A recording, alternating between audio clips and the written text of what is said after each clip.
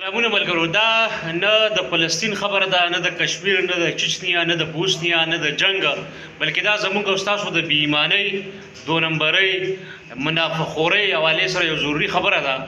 کله چې د وړو تروړه 40 کیلو په شپږ نیم زره وه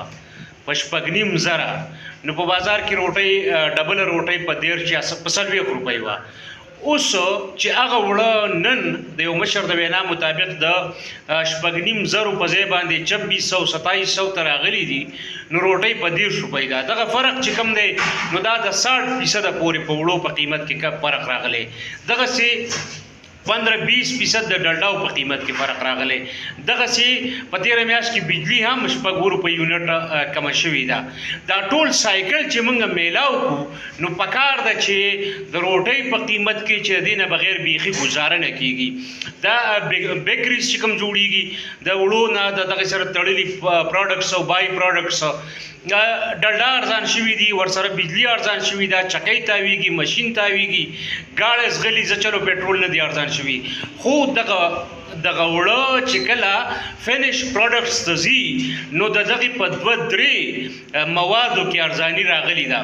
په ځای هغه په خپل ځای چې د فلسطیني مسلمانانو سره زموږ همدردیانې د اسرائیلو د مصنوعاتو نه بایکاټ، خو په کار ده چې د دې ظالمانو د مصنوعاتو نه هم موږ بایکاټ وکړو. لازمي خبره ده، موږ ټول مسلمانان یو په دې خبره پوه یو چې سیز ما په 10 روپۍ واغسته زما حق دی 2 روپۍ 3 روپۍ ګټه. خو که سبا د حکومت د اړخ نه دغه سیز ارزان شو نو بیا زما دا ذمواري ده چې هغه په 8 روپۍ خرڅوم. ولې؟ ځکه چې ارزان شوی دی. کله چې ګرانېږي نو په جون جولای کې دي سیګرټ نومې شی ورک کی.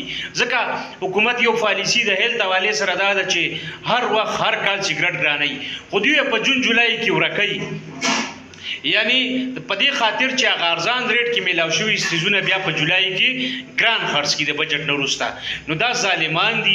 د دې خلکو نه لږ تپوس پکار دی او یوازې د سرکار ریګولیشنز نه، لکه سرکار څیزونه ارزان کړه، څه معاشي پالیسي، څه مایکرو انډیکیټرز ښه شو یا پیداوار یې بار نه راوغوښتو وغیره وغیره څه جوګاړی وکړو، فلم یې برابر کړو.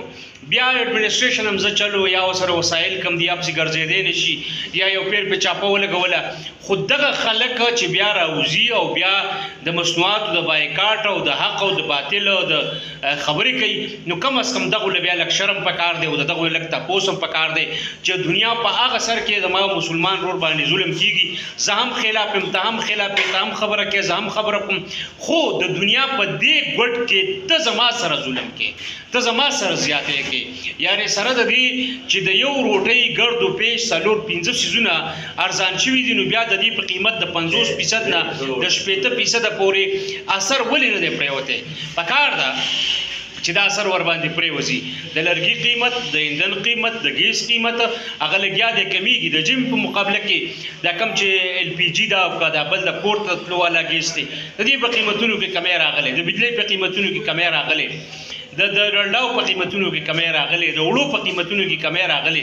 نو بیا پکار ده چې اکارډنګلی که 50-60% دغه کمی راغلی دی نو چې کم از کم 50% ارزاني ما او تا ته زما ساهینډ کنزیومر ته راشي.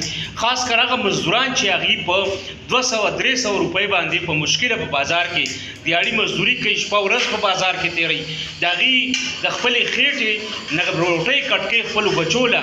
کم از کم هغوی ته خو لږه اساني پکار ده. کم خلک چې بازارونو کې اوسېږي نږدې هغوی ته خو کم از کم لږه اساني پکار ده. او د دې لپاره موږ ته د کوم بایکاټ د اسرائیلو د مذمت ضرورت نشته، نه د فلسطینیانو سره فی الحال د ودرېدو ضرورت شته. هغه یو بیله موضوع ده. خو دا ظلم چې څوک کوي نو دا ماته هم د دغه اسرائیلیانو برابر ظالمان ښکاري. کم چې دي هم حقیقت هم دغه دی او باید مونږ د دې هم د بایکاټ یا ورته ور یادول کم از کم وکړو. یو بل ته کورم ودان خبره نه اوږده شوه، بخښنه غواړم تاسو زما په خبره پوه شوي.